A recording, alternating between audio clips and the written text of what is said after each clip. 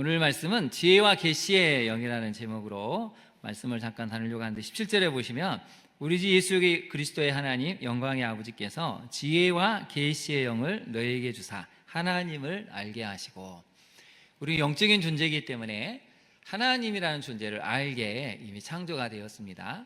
근데 너무나 많은 사람들이 이제 스마트폰 여러 가지 이 문명의 발달로 점점 더 하나님을 알아가는 이 지혜와 계시의 영이 죽어가는 것을 많이 보게 됩니다. 그럼 어떻게 해야 우리 자녀들이 다시 원래 창조된 영적인 존재로 정말 하나님이 원하시는 그런 지식과 지혜를 갖추는 아이들로 자랄 수 있을까요? 네, 제가 해답을 드릴 게 아니고 우리 정대현 교수님이 나오셔서 답을 알려주실 것입니다. 네, 기도하겠습니다. 하느님 아버지, 항상 깨어있으라는 말씀 붙잡고 오늘 특강을 하고자 합니다.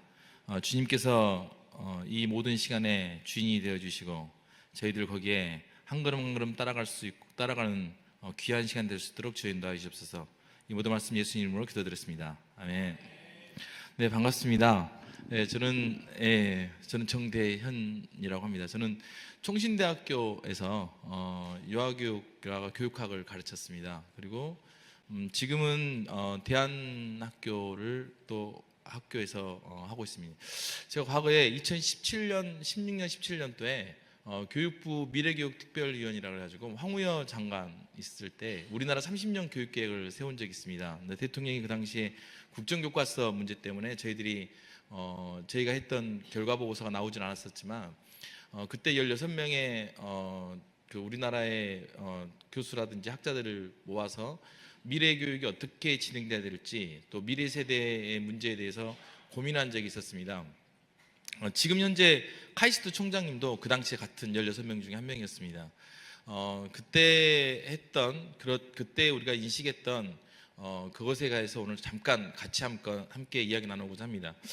교회는 빛과 소금이 돼야 되죠. 세상에서 빛이 돼야 되고 세상을 끌고 가야 되고 세상에 자정작용을 해야 되고, 그런데 지금 우리 세상에서 가장 심각한 문제가 뭐냐고 했을 때 저는 개인적으로 교육이라고 보고 있습니다. 교육 현장에서는 아이들은 일어서서 뒤에 저하고 친한 교수님께서 왕따를 연구를 하기 위해서, 그 교수님은 체벌을 절대 해서는 안 된다고 하시는 교수님이셨어요. 근데 왕따를 연구를 하면서 교실에 CCTV를 설치했습니다. 그 교수님이 연구 이틀 하고 나서 저한테 전화가 오셔가지고 체벌해야 돼 이렇게 말씀하셨습니다. 아이들이 30분 정도가 있으니까 일어서가지고 뒤에서 돌아다니더래요. 선생님이 수업을 하고 있는데 옷을 갈아입더래요. 그리고 선생님 한참 수업하다가 너 책 없잖아. 그러니까 그때 책을 뒤적뒤적 하더랍니다. 그리고 나서 책 없다고 다른 교실을 가더래요. 다른 교실을 가서 그 교실의 문을 열고 그 다음에 거기서 친구한테 책을 빌리더래요. 앞에 선생님이 계시는데요. 지금 그리고 그 교수님께서, 그게 강남입니다. 그 교수님께서 안 돼, 이건 아닌 것 같아 이렇게 말씀하셨어요. 지금 학교 현장은 굉장히 붕괴되어 가고 있습니다. 아니 이미 붕괴되었습니다. 아이들은 교육 현장에서 그냥 들어 누워 있습니다. 그리고 무슨 말을 하기 시작하면 이제 부모님들은 민원을 제기하죠. 저는 총신대학교 부속유치원 원장으로 재직했었습니다. 부속유치원 원장을 하다 보면 거기 총신대학교는 사당동에 있기 때문에 서울에 있는 대학 부속유치원이 5개 정도밖에 안 되는데요. 강남, 서초, 방배 이쪽을 통할하는 유치원이 제가 있었던 총신대학교 부속유치원이었습니다. 흑석동, 용산동이 중앙대학교 부속유치원이고 유아이대 부속유치원 저쪽에 있고, 그러다 보니까 가장 그 학군이 좋았던 곳이죠. 가장 센 곳이었죠. 오후가 되기 시작하면 이렇습니다. 저는 원장실에 앉아 있으니까 오후가 되기 시작하면 모든 선생님들이 콜센터 같아요. 교무실이 어머니 안녕하세요 어머니 하면서 시작을 합니다. 그런데 굉장히 심각한 상황인 것 같아요. 하나하나 가지고 민원을 제기를 하고 아이들에게 전혀 해줄 수 있는 것이 없는 것 같아요. 그런데 또 하나가 있습니다. 지금은 안 그렇지만요, 태어난 지 100일 되면 아이들을 맡기고 어린이집 맡기기 시작하면 선생님 한 명이 감당할 수 있는 아이들이, 그 어린애들은 3살, 4살입니다. 아이들은 억지로 일부러 사회화라는 요구를 받게 됩니다. 그리고 그 아이들이 사회학을 억지로 시켜야 되기 때문에 자기를 지키기 위해서 굉장히 자기중심적이 되기 시작합니다.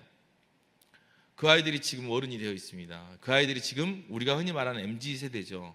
일찍 부모 손에서 벗어나서 그 아이들이 이 지금 MZ세대라고 하는 세대를 만들어내고 있습니다. MZ세대가 무조건 나쁘다는 말은 아닙니다. 그런데 우리가 갖고 있는 정책이라든지 지금까지 지내온 것들이 지금 우리 사회에서 이루어지고 있는 많은 문제들 중에 하나의 원인이 되고 있습니다. 이것은 저 교육학자인 저뿐만 아니라 굉장히 사회적 문제가 될 것 같다는 예측을 누구나 지금 하고 있습니다. 코로나가 거기에 다 겹쳤죠. 우리 사회가 앞으로 어떻게 진행될지 이 자정작용을 할 수 있는 곳이 제가 볼 때는 교회라고 봅니다. 소름 끼치고 긴장되는 사회죠. 그것을 우리 교회들이 감당을 해야 됩니다. 자, 오늘 저는요 여러분들하고 조금 이렇게 무겁게 시작하지만 그리고 최근에 이런 일이 있었습니다. 서울시에서 인터넷 찾아보시면 아시겠지만요, 서울시에서 한 5일 전인가 6일 전인가 발표를 했습니다. 뭐냐면 운둔자 자녀 부모 교육이라는 것을 했습니다. 아이들이 밖을 안 나갑니다. 집 안에 있습니다. 그리고 밖에 나갈 필요가 없어요.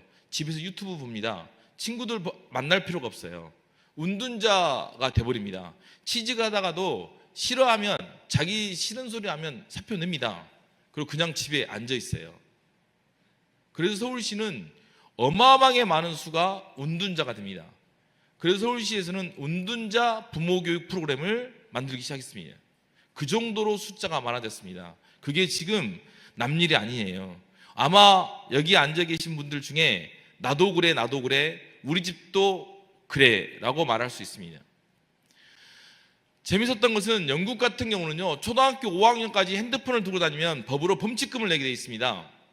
그런데 최근에 우리나라에서는 어린아이들에게, 아주 꼬맹이들에게 식당을 가면 부모님들이 그냥 핸드폰을 맡겨줍니다. 아이 보고 보라고. 자기들이 보기 싫거든요. 아이들이 귀찮거든요. 귀찮게 하니까 핸드폰을 줍니다. 아주 꼬맹이들 걸어다니면서 핸드폰을 못 보는 아이들, 그 애들이 핸드폰을 보죠. 그런 아이들은 초등학교 때 이제 뭐가 되겠습니까? 초등학교 때 그 아이들은 게임에 중독이 빠집니다. 게임 중독 자극적이죠. 중독이란 것은 뭐냐면요, 내가 없다는 것이 중독입니다. 내가 그만하고 싶은데 그만둘 수 없는 것을 중독이라고 합니다.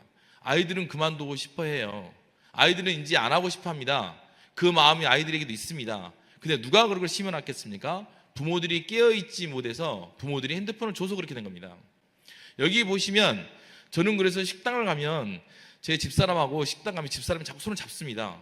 핸드폰을 누가 만지고 있으면 콜라 시켜주면서 핸드폰이 얼마나 위험한지 그 부모님에게 이야기해 줄 때가 한두 번이 아닙니다. 아예 식당 가면 당연한 모습이 핸드폰을 애들은 앞에 테이블에 앉아놓고 부모들은 밥을 먹고 있습니다. 그게 아이들에게 좋고 좋으라고 한 것은 아니죠. 핸드폰이 안 좋다는 걸 압니다. 부모가 귀찮은 거죠. 부모가 귀찮고 부모가 애들 방치한 거죠. 그것을 부모의 폭행이죠. 이게 지금 우리가 갖고 있는 현실입니다. 영국은 5학년까지 핸드폰을 못 봅니다. 지금 가까운 곳에 전남대학교 가면 젊은 아이들의 뇌졸중이 엄청나게 많아졌습니다. 발표되지 않은 거죠. 왜냐하면 벨기에가 5G를 가장 늦게 세상에서 했습니다. 우리나라가 5G 유통을 세계에서 제일 빨리 했습니다. 핸드폰 5G가 뇌에 얼마나 나쁜 영향력을 끼칠 것인지 검토가 되지 않은 상태에서 5G를 오픈할 수 없다는 거죠. 우리나라는 왜 오픈했겠습니까? 우리나라는 삼성이라는 거대 재벌이 있어서 핸드폰 그거 5G가 위험하다라고 말하는 순간 안 됩니다. 핸드폰이 안 팔리니까요.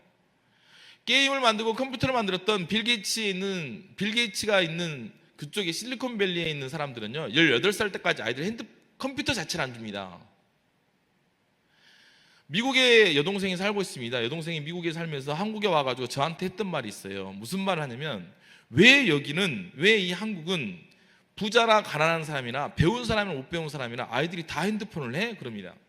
미국은 하이클래스 있는 사람, 부자나 교수나 높은 곳에 지식이 있는 사람, 지적인 곳에 있는 사람, 나름대로 하이클래스에 있던 사람들의 아이들은 핸드폰 안 줍니다.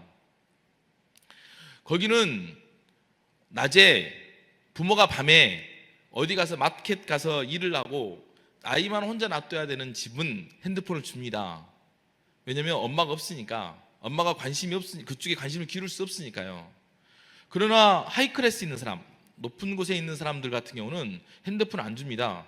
그 애들은 부모하고 같이 서핑하고 골프 치고 승마하고 음악 듣고 놀아야 되거든요. 물론 그 애들도 게임을 합니다. 하지만 중독이 되진 않죠. 근데 우리 사회는 보니까 여동생이 한국에 와서 깜짝 놀란 게 우리 사회는 교수 집에나 선생님 집에나 높은 곳에 있는 애나 다 하더라는 거예요. 거기는 게임을 하는 애, 게임에 중독된 애는 중독이 됐다, 내 아이가 게임을 하고 있다, 핸드폰을 보고 있다, 이것은 부모가 창피한 일이에요. 부모 수준을 낮게 봅니다. 근데 한국은 낮게 안 본대요. 고급 레스토랑 가서도 핸드폰을 하고 있대요. 심각하죠. 심지어는 교회에서도 핸드폰 하고 있습니다. 교회에서도 목사님이 설교 말씀을 하고 있는데 앉아서 핸드폰 보고 있어요. 근데 그것을 부모님이 안 창피해요. 내 새끼가 그래 됐다는 것을. 그게 어디서부터 그래 됐겠습니까? 그게 아주 어린 시기부터 부모님이 의식이 깨어있지 못해서 그게 잘못된 것인 줄 몰라요. 그게 내 아이를 망치는 건지 모릅니다. 그래 놓고 중학교 돼가지고 초등학교 6학년 돼서 내 애가 게임에 빠져서 심각하다 말하면 애 잘못이라고 생각합니다. 아니죠. 어렸을 때부터 부모님의 잘못이죠. 저는 요즘에 여기 이제 최근에 광주에 좀 내려와 있어 보니까 어떤 것을 보고 있냐면 골프를 이제 막 치기 시작하더라고요. 골프가 붐이 막 이렇더라고요. 여자분들이 골프를 왜 친가 봤더니 여자분들이 그 이쁜 그 미니스커트 입으려고 골프를 많이 친대요. 그런데 그럼 그 다음에 뭘 할까 봤거든요.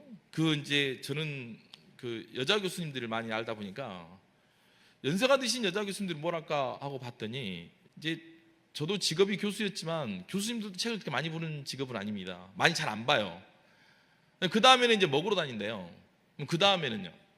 제가 엊그제 제 카페에다가 글을 쓴 적이 있습니다. 저는 정말 하나님께 감사하다고는 글을 썼습니다. 뭐냐면 저는 15,000원이면 3, 4일에 행복합니다. 하루 내내 책 보고 있으면 그 너무 행복한 것 같아요.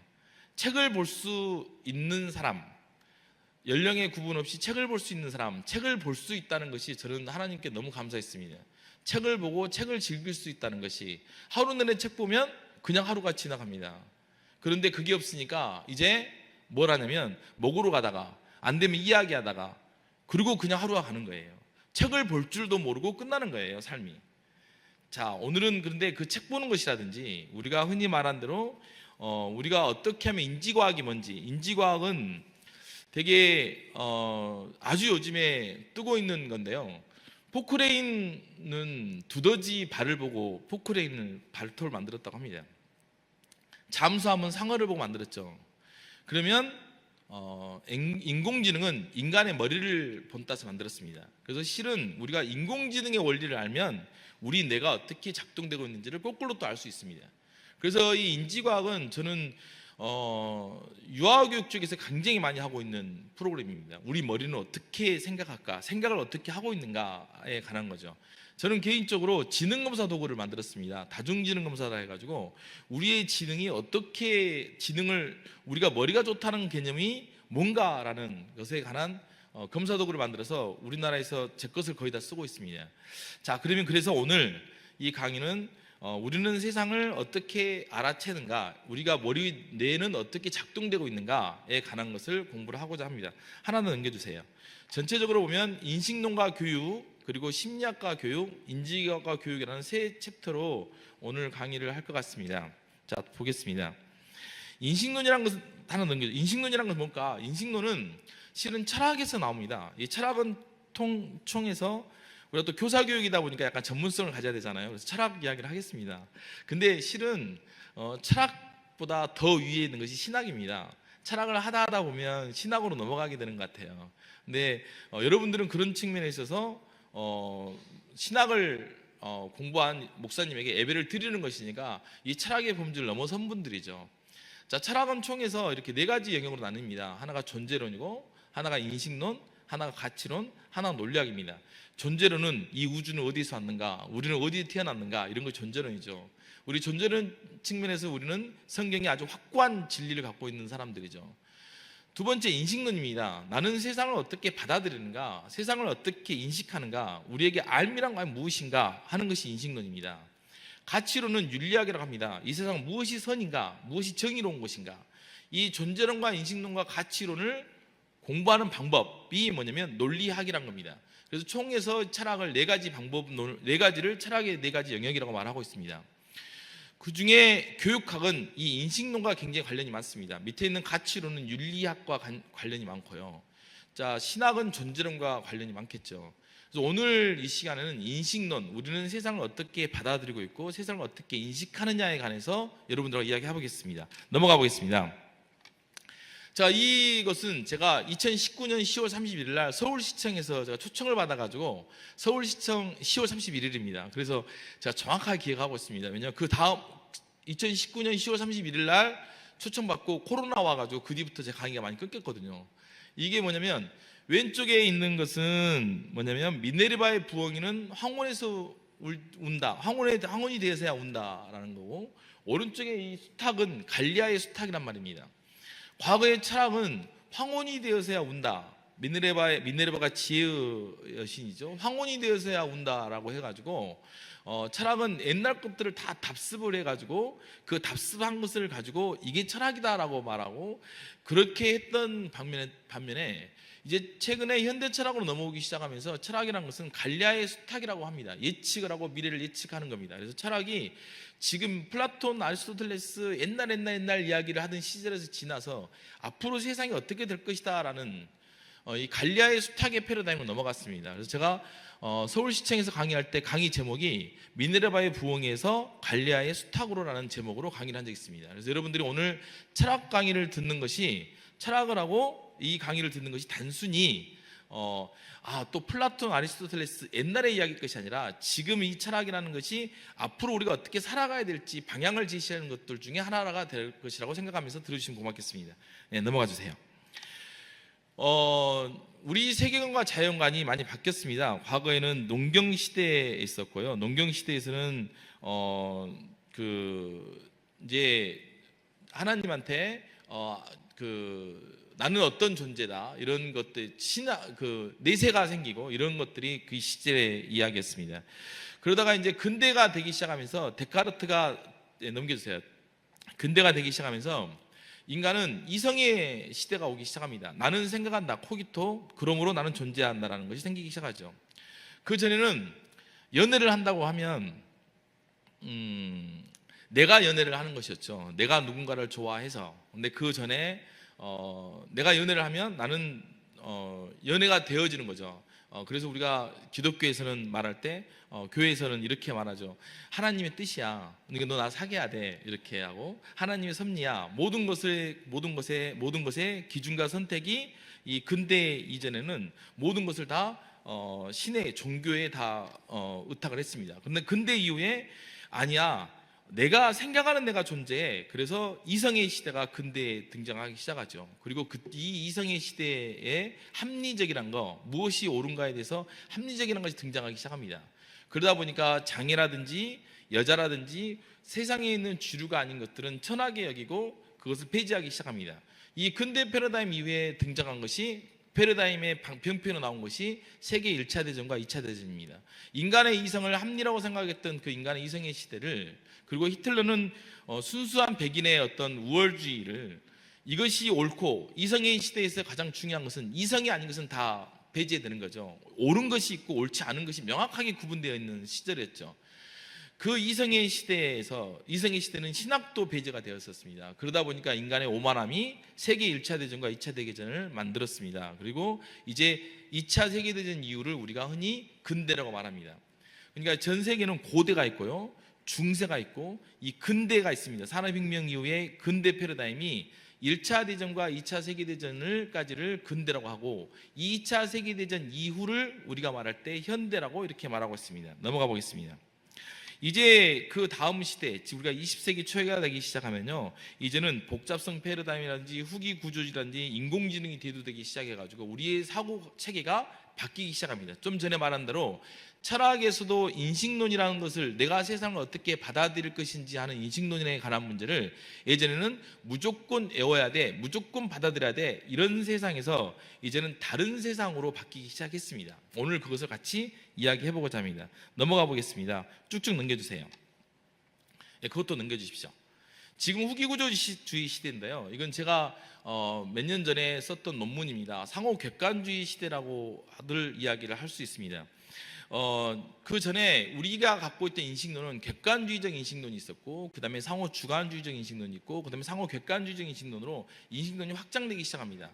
객관주의적 인식론에서는 반드시 정해져 있습니다. 알아야 될 것들이 반드시 정해져 있죠. 이 객관주의적 인식론에서는 무조건 외워야 됩니다. 공부를 하거나 할 때도 교과서가 무조건 주어져 있습니다. 이게 객관주의적 인식론이죠. 상호 주관주의적 인식론이 오면서 내가 바라본 세상이 됩니다. 내가 어떻게 바라볼 것인지. 저는 개인적으로 총신대학교 교수를 하고 있음에도 불구하고 아이들하고 가정예배를 드릴 수 있는 시간이 별로 없고 잘 못 드렸었습니다. 근데 제가 제 아이들에게 했던 신앙교육은 딱 하나가 뭐였냐면, 무조건 목사님 설교 말씀을 대예배를 같이 드렸습니다. 대예배 목사님 설교 말씀을 드리고, 목사님하고 같이 목사님 설교 말씀 주일학교하고 바로 대예배를 왔죠. 대예배를 드리고 아주 꼬맹이 때부터 예배가 끝나고 나면 아이에게 물어봤습니다. 뭘 물어봤냐면, 오늘 목사님 설교 말씀에서 뭐가 인상 깊었어? 뭐가 좋았어? 라고 물어봅니다. 아주 어렸을 때는요, 그 아이들이 무슨 말 했냐면, 목사님 설교 말씀 단어 한두 개 이야기해요. 재밌는 에피소드밖에 기억 못 합니다. 저는 그래서 예배 드리기 전에 꼭 그 설교 시간, 설교 예배 시작하기 전에 빨리 와가지고 목사님 설교 말씀에 대한 본문을 아이들에게 이야기를 했어요. 그리고 예배가 끝나고 나면 목사님하고 악수를 해야 되는데, 저는 악수를 거의 해본 적이 없습니다. 왜냐하면 끝나고 나면 아이하고 함께 목사님 말씀에 대해서 나눠야 되니까. 우리 식구들은 뚫레뚫레 앉아가지고 목사님 예배 설교 말씀을 나누었습니다. 그러던 아이가 초등학교 4학년 5학년 되기 시작하니까 목사님 설교 말씀을 처음부터 끝까지 서론 본론 결론을 만들어 가지고 하는 거예요. 그렇게 그 이야기를 하기 시작하더라고요. 그 전에는 그냥 에피소드 하나, 단어 한두 개, 말씀 하나 이랬습니다. 저는 아이를 딱 3번 때렸습니다. 3번 때렸는데 그 때릴 때 다른 것은 다 용서했습니다. 단 하나, 아주 자유롭게 키웠습니다. 심지어 학교도 안 다닐 정도로 자유롭게 키웠습니다. 그런데 다른 건 everything is okay, but 다 용서가 되는데 딱 하나 용서 안 된 것이 예배였습니다. 예배만큼은 제가 타협을 하지 못했습니다. 다른 것은 다 되는데 예배 시간에 떠드는 거, 예배 시간에 움직이는 거, 예배 시간은 안 된다 그랬습니다. 누군가에게 어떤 아이에게 뭔가를 금지하려고 할 때는 다 금지해서는 할 수 없습니다. 저는 딱 그거 하나만 금지했습니다. 하나님께서도 우리에게 그렇게 하셨죠. 모든 것은 다 할 수 있대. 너는 선악과는 따먹지 마라 그랬잖아요. 아이들에게도 똑같이 적용했었습니다. 다 할 수 있는데 예배만큼은 제가 안 된다 그랬습니다. 그리고 그게 제가 아이하고 했던 겁니다. 그런데 그때 그 당시에 제가 주일학교 선생님을 제가 자원을 해서 선생님을 했죠. 그런데 초등학교 4학년 때까지 제 아이가 주일학교 선생님은 다 아빠 엄마가 한 줄 알았대요. 저는 주일학교를 무조건 제가 아이를 가르쳤습니다. 제가 아이가 유년부일 때는 저도 유년부, 아이가 초등부일 때는 저도 초등부, 아이가 4학년 되면 저도 4학년 선생님, 5학년 되면 5학년 선생님이었습니다. 아이를 제가 가르쳤어요. 그리고 옆에 친구들을 한두 명 보내고, 보통 보면 주일학교 선생님 한 명당 서너 명이잖아요. 그래서 제가 그렇게 했었습니다. 그래서 아이는 초등학교 때까지 모든 아빠가 교회를 다니면 다 주일학교 선생님인 줄 알았대요. 그리고 그렇게 가르치는 줄 알았대요. 근데 왜 주일학교를 그렇게 했냐면요, 저는 주일학교 선생님을 하면서 아이하고 이렇게 했습니다. 계속 이 말씀이 너에게 어떻게 됐어? 어떻게 이해돼? 어떻게 생각돼? 자꾸 물어봤습니다. 물어보고 아이하고 자꾸 말싸움을 했습니다. 그럴 때 내가 아이에게 설명해 줄 수 없는 말은 이렇게 대답을 했습니다. 아빠가 설명하기가 힘들구나. 그런데 아빠는 믿어져.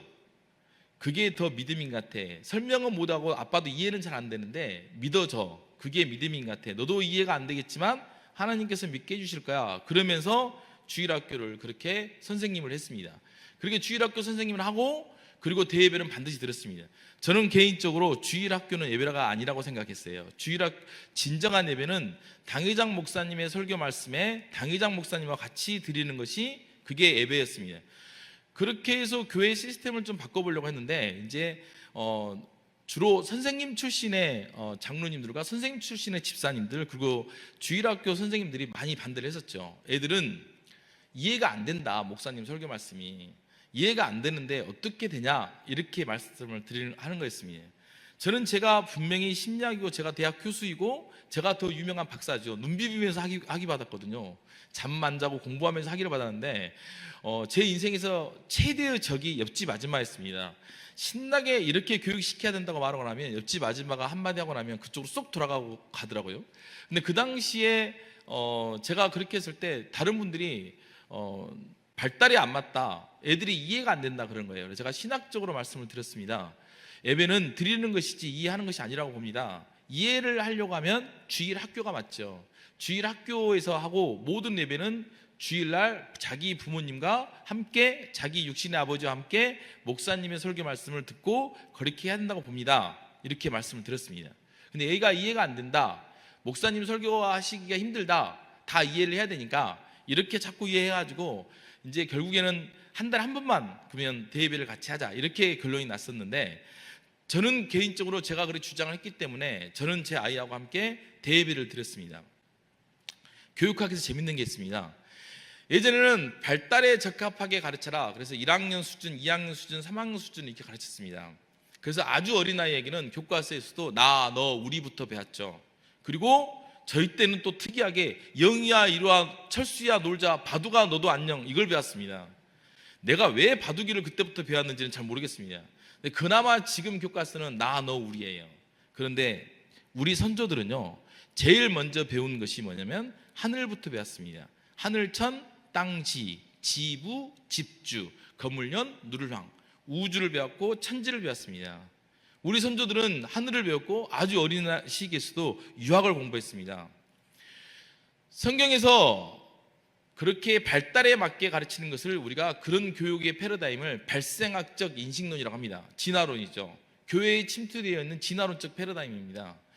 하나님 말씀은 그러면 과거에 애들이 이해 못할 것이 아니라 어떻게 이해를 하냐면요, 자기 수준에 맞게 이해를 합니다.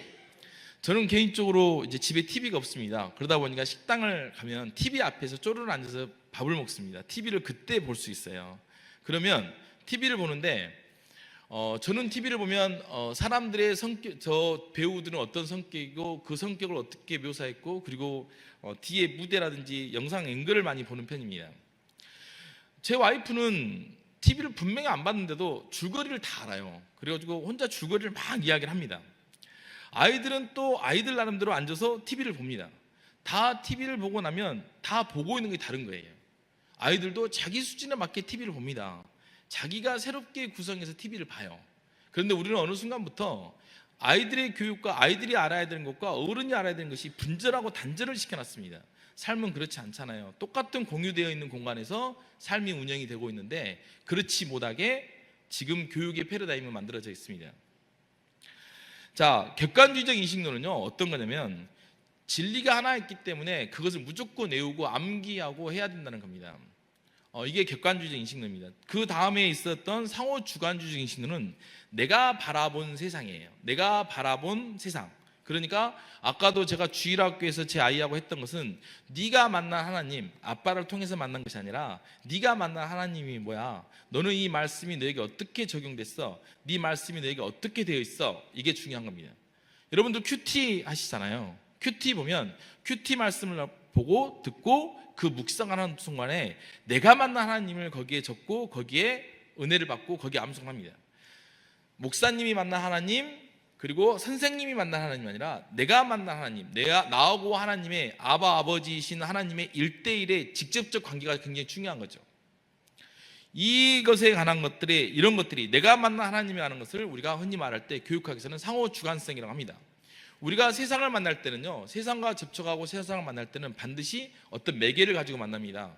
그 매개가 뭐냐면 문화하고 그 매개가 언어이기도 하고요, 그 매개가 우리가 갖고 있는 세상의 통념이기도 합니다. 그 통념으로 세상을 보고 통념으로 문화로 그 세상을 봅니다.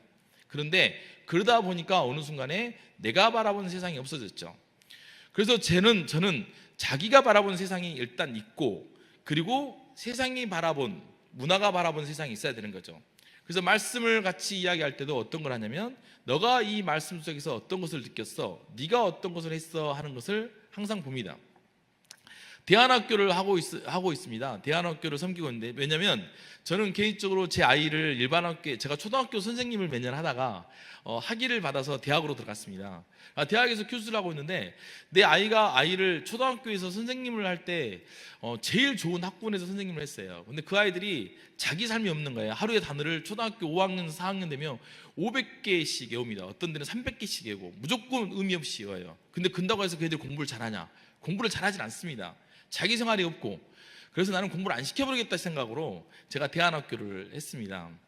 대안학교 프로그램을 할 때도 똑같이 적용됩니다. 이것이 어떻게 적용되냐면, 어떤 꽃을 보면 네가 그 꽃에 이름을 붙여봐, 네는 그 꽃을 어떻게 생각해? 하고 내가 만난 꽃, 내가 만난 세상을 먼저 이야기합니다.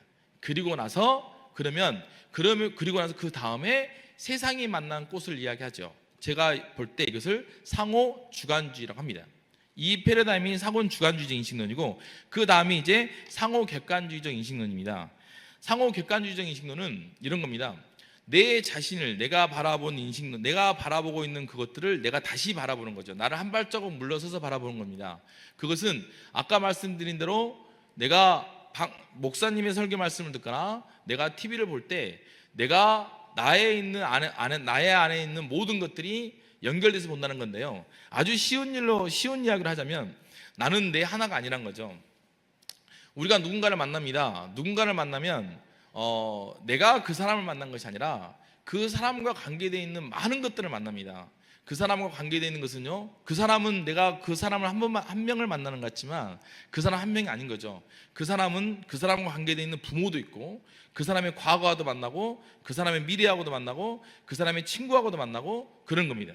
그래서 우리가 누군가 한 명을 만나는 것은 개인의 한 명이 아니라 그 사람에는 엄청나게 많은 복잡성의 패러다임을 갖고 있다는 것이 이 상호 객관주의입니다.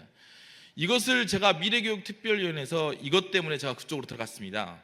그리고 그 프로그램을 지금 다 전국에 있는 교육 프로그램으로 바꾸려고 했는데 그게 안 됐었죠. 왜냐하면 그때 당시에 우리 박근혜 대통령이 이제 국정교과서를 그때 너무 강조를 했었습니다.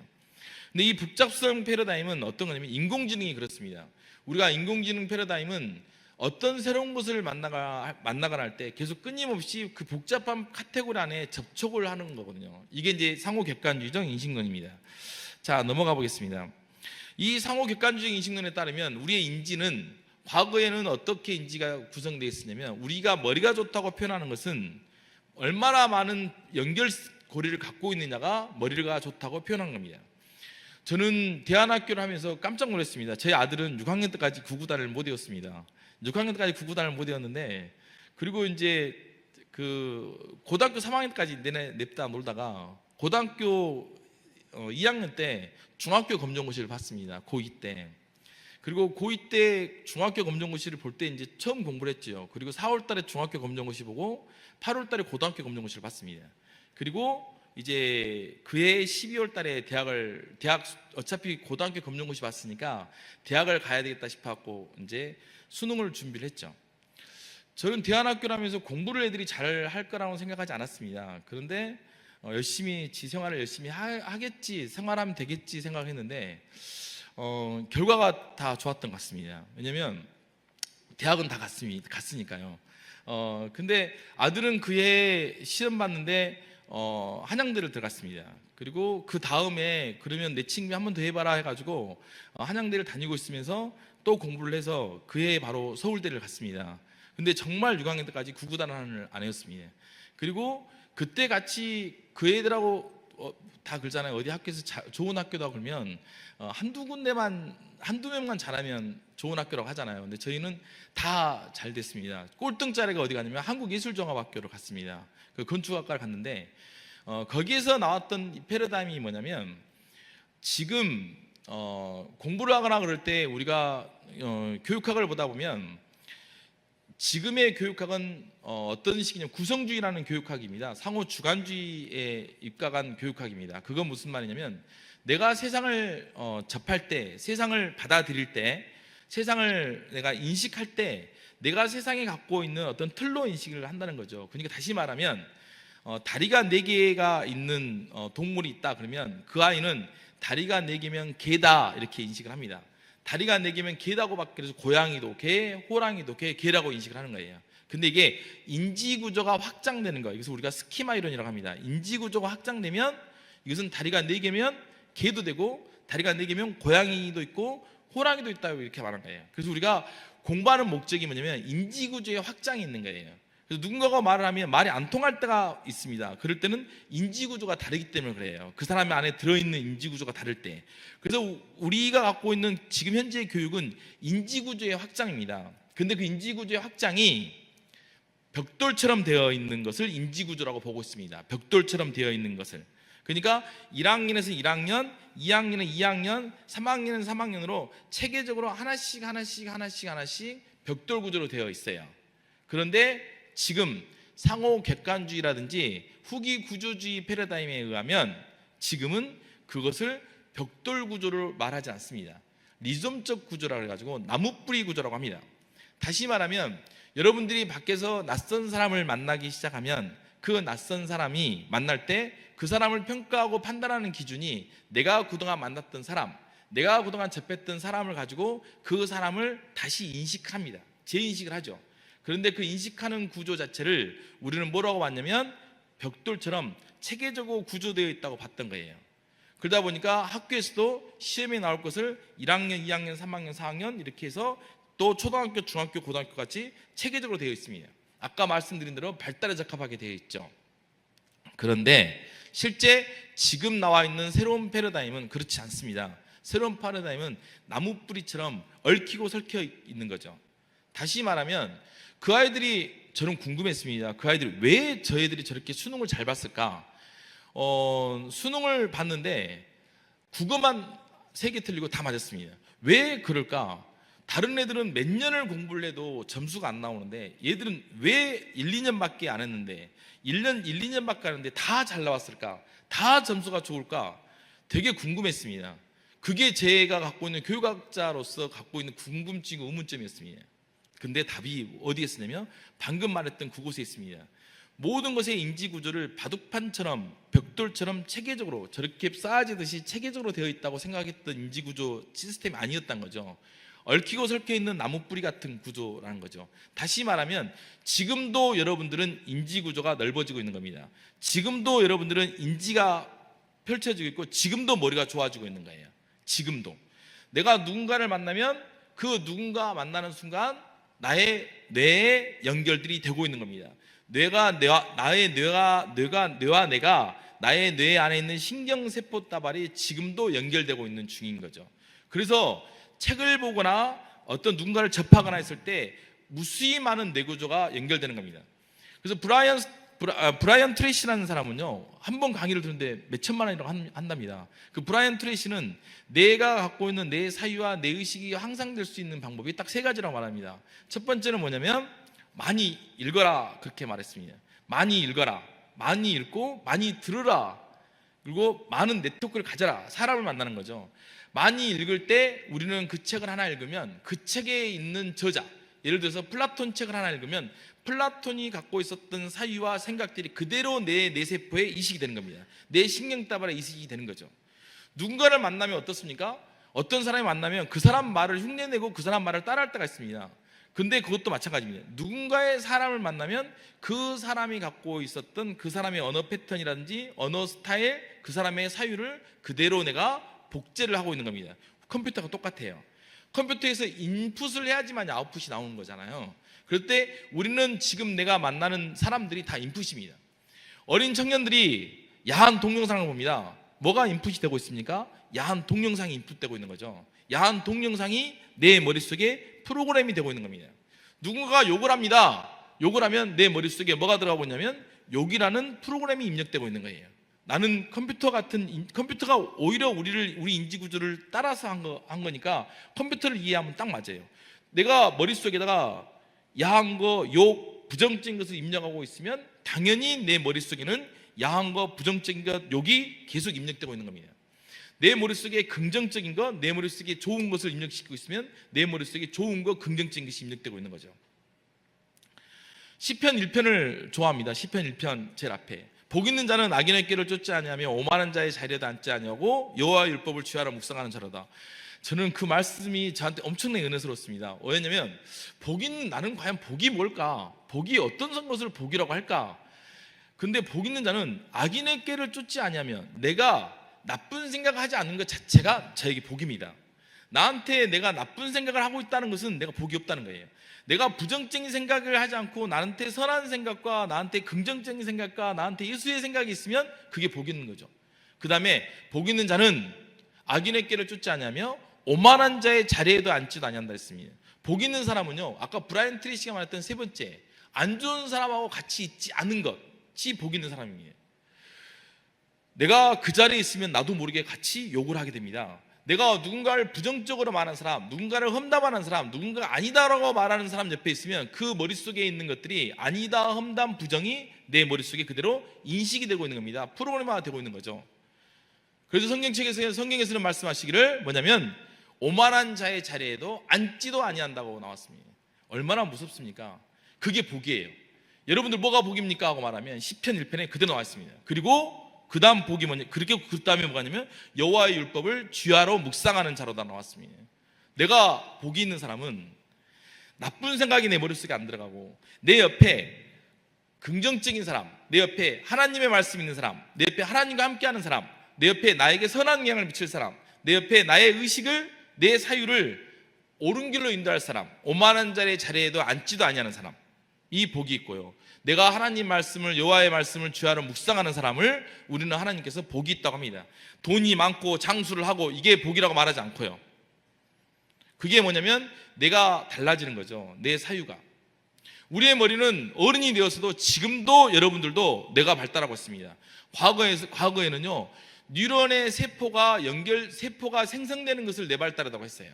뉴런 세포가 생성되는 걸 뇌발달하고 옛날에는 이야기했습니다. 그때는 인공지능이 안 나왔었습니다. 그래서 그 당시에는요, CPU가 굉장히 컸어야 돼요. 그 패러다임에서는 CPU가 커서 굉장히 큰 작동이 계속 끊임없는 프로그램을 만들어냈어야 됩니다. 그러나 지금은 헤베 규칙, 헤비라는 학자가 나오고 난 뒤부터 인공지능의 모듈로 확 바뀝니다. 그 컴퓨터 AI 분야가. 그건 뭐냐면 뉴런과 뉴런이 새로 생성되는 것이 아니라 뉴런과 뉴런의 연결이다. 이게 헤베 규칙입니다. 다시 말하면 끊임없이 우리 머리는 그 이론이 나고 난 뒤부터는 이제 모든 것이 풀리기 시작한 거죠. 나이가 연세가 드셔도 돌아가시기 직전까지 우리의 머리는 연결하면서 머리가 좋아집니다. 그래서 우리가 아시잖아요. 치매를 예방하려고 하면 고스톱을 치면 됩니다. 치매를 예방하려면 책을 보면 돼요. 뇌를 쓰지 않으면 뇌가 없어집니다. 뇌를 사용하지 않으면 뇌세포가 사라져요. 그런데 되게 특이한 것이 내가 사용하지 않은 뇌는 사라지기 시작합니다. 연결이 끊어지기 시작하거든요. 아이들도 마찬가지입니다. 그 브라이언 트레이시가 말했던 좋은 말씀을 많이 들으란 말이 그겁니다. 저는 여기에선 교회에서 지금 강의도 하지만 외부 특강이 되게 많잖아요. 가면 제가 이렇게 말합니다. 제발 불교 가서 법당에 가서 말씀이라도 들으라고 합니다. 불교 신자들은. 왜냐하면 목사님께서 하시는 설교 말씀, 수요일 말씀, 주일날 말씀, 이 말씀 자체가 엄청나게 목사님들이 준비를 많이 하세요. 그게 한 편에 몇 편의 논문을 읽는 거와 똑같습니다. 그 말씀이 나에게 프로그램이 되는 거예요. 지금도 여러분들은 제가 이 강의를 할 때 엄청나게 많은 책들이 이 안에 들어가 있겠죠. 이 강의가 그대로 여러분들 머릿속에 프로그래밍화 되고 있는 겁니다. 우리의 머리는 끝까지 좋아집니다. 그런데 그 아이들의 이야기를 봤어요. 그 대안학교 아이들이 왜 성적이 좋은가를 봤습니다. 그 아이들은요, 공부를 하거나 뭐 하거나 그럴 때 삶을 교육이라고 저는 봤습니다. 그러다 보니까 선거가 되기 시작하면 선거에 관한 것들을 가서 공부하고 선거에 관한 이야기를 합니다. 책에 나오지 않아요. 그러니까 부모님들이 볼 때 요즘에는 대안학교에서 하고 있는 것이 뭐냐면 똥땅을 하고 있습니다. 그래서 맨날 똥만 연구하고 있습니다. 땅에 관해서 연구하고 있고 시험 문제 안 나와요.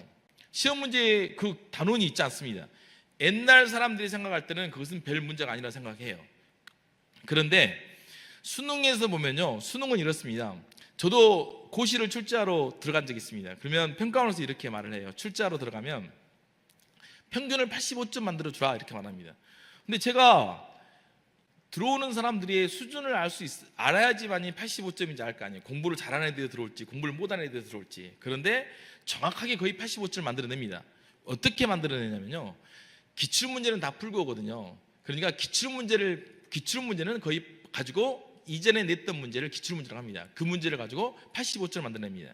그런데 대학 수학 능력은 100점부터가 다 의미가 있어요. 다.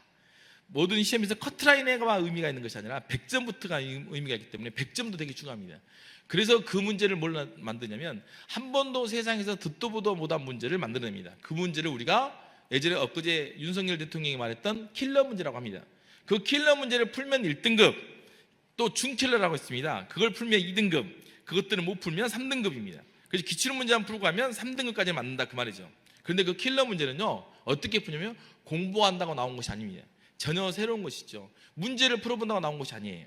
그러면 전혀 새로운 것들을 바라볼 때, 새로운 것을 접할 때 어떻게 접하냐면요, 내가 그동안 얼마나 많이 나의 뇌구조가 쌓여 있느냐, 나의 인지 구조가, 스키마가 얼마나 복잡하게 되어 있느냐로 세상 것을 받아들인 거예요.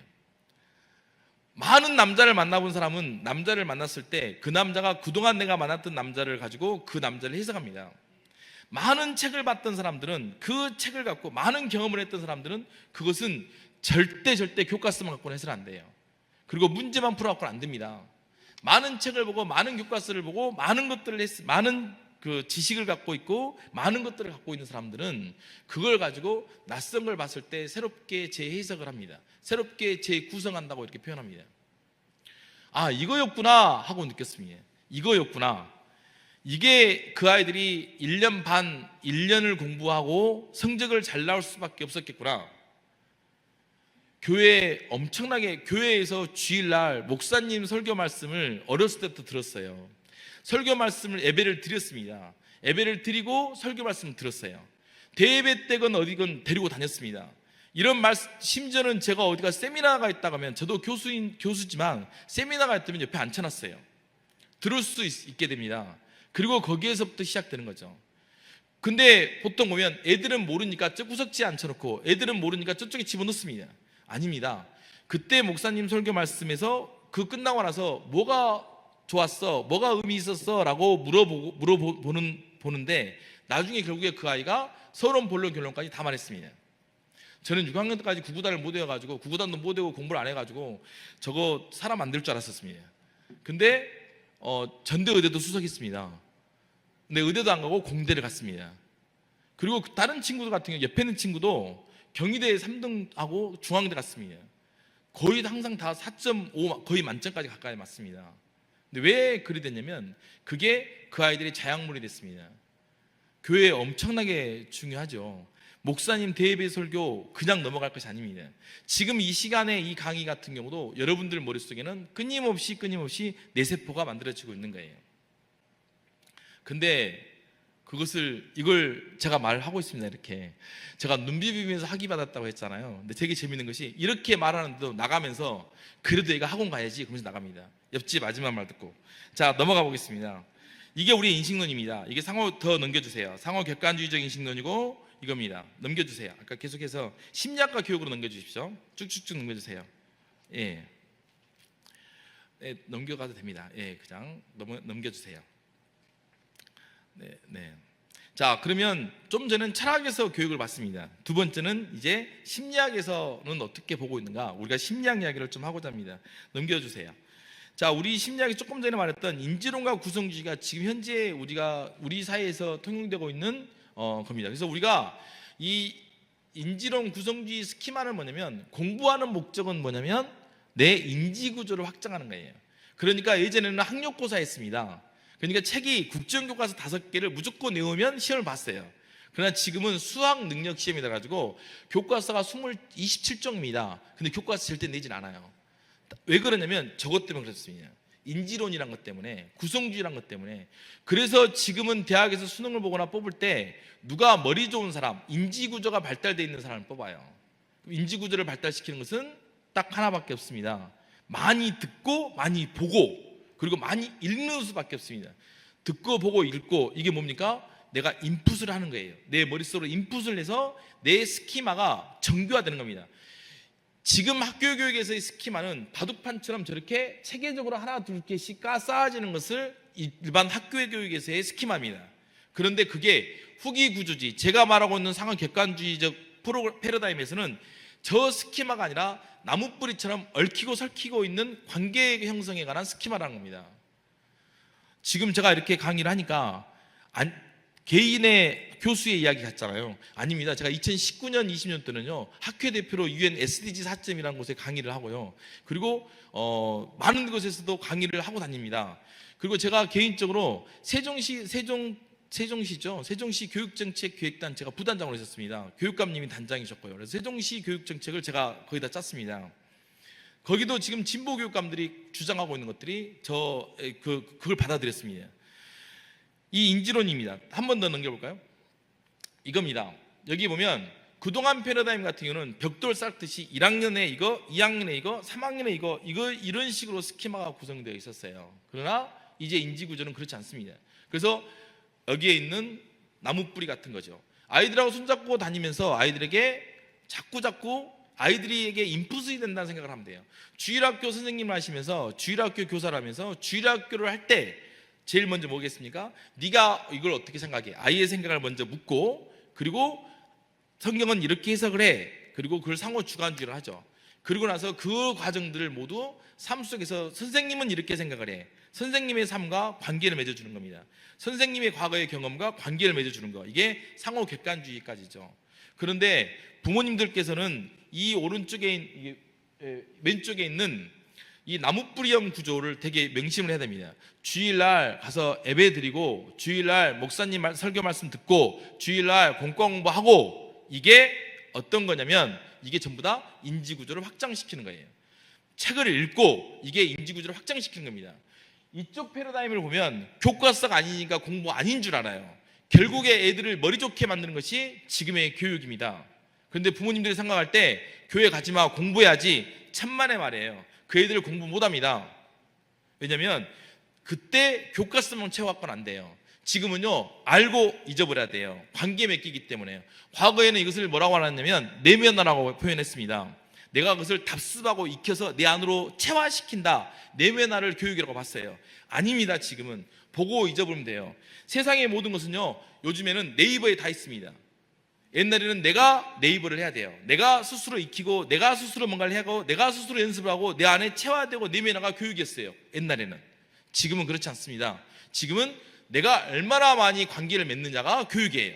완전히 바뀌었습니다. 그런데 부모님들이 옛날 생각으로 지금 공부해야지, 책상에 앉아, 책 봐야지, 너 지금 무슨 책 봐, 교과서 봐야지, 문제집 풀어야지 하는 순간 아이는 베리는 거죠. 그래서 그 패러다임이 뭐냐면, 그 패러다임이 그겁니다. 신석기 시대의 아이들은요, 신석기 시대 아이들은 총 들고 싸우는 사람한테 이길 수가 없어요. 제가 우스갯소리로 그랬습니다. 우리 애들이 공부를 잘했던 이유가 그 애들이 제가 영리하고 똑똑하니까 공부를 잘했겠습니까?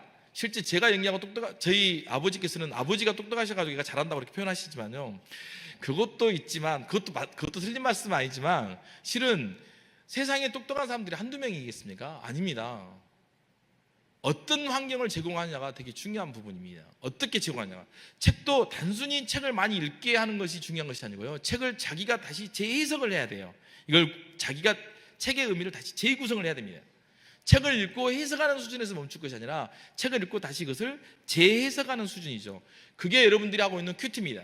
말씀을 가지고 말씀을 삶에서 다시 재해석하고 재구성하고 재이해하고, 내가 주체가 되어서 내가 만난 하나님, 내가 만난 말씀, 이게 돼야 되는 거죠.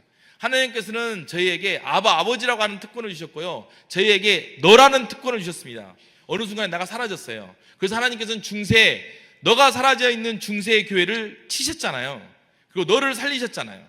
그게 지금의 교회잖아요. 근데 어느 순간 보니까 또 나가 사라집니다. 그럼 무조건 외워야 돼요, 공부를 해야 돼요? 아닙니다. 네가 바라본, 그래서 주일학교 선생님들께서는요, 아이에게 자꾸 물어보셔야 돼요. 너가 이 말씀 어떻게 생각해? 너는 어떻게 생각해? 근데 그것만 있으면 안 되는 거죠. 절대적인 진리인 하나님 말씀을 반드시 이걸 알게 해야 됩니다. 안 되면 외우게라도 해야 돼요. 하나님 말씀 무화호, 하나님 말씀 타협이 없습니다. 저는 그랬어요. 나도 이해가 안 돼, 하지만 믿어져라는 말을 썼습니다.